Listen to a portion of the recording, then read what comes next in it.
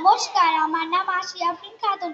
আমি একটি বক্তব্য বলবো। বক্তব্যের নাম বিদ্যালয়ের সুবর্ণ জয়ন্তী।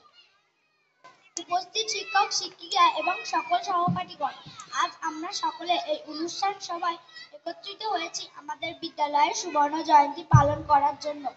তাই বেশি বাক্য ব্যয় না করে শুরু করছি আজকের আমার এই বক্তৃতা, যার বিষয় হলো আমাদের বিদ্যালয়ের সুবর্ণ জয়ন্তী।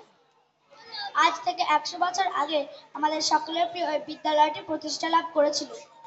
দেখতে দেখতে পেরিয়ে গেছে 100টি বছর এবং 100 বছরে অনেক কৃতি ছাত্রছাত্রী, অসাধারণ শিক্ষক শিক্ষিকা পদ্মতুলিতে এই বিদ্যালয়টি গৌরবান্বিত হয়েছে।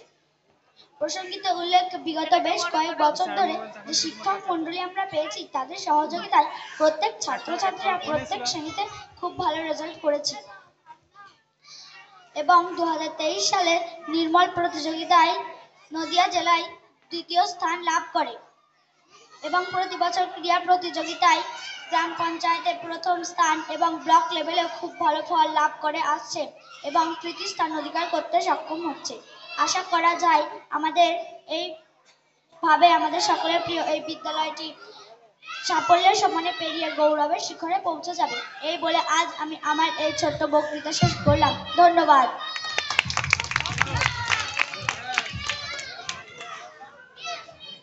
সুন্দর স্কুল সম্পর্কে বক্তব্য রাখলো আসিয়া খাতুন।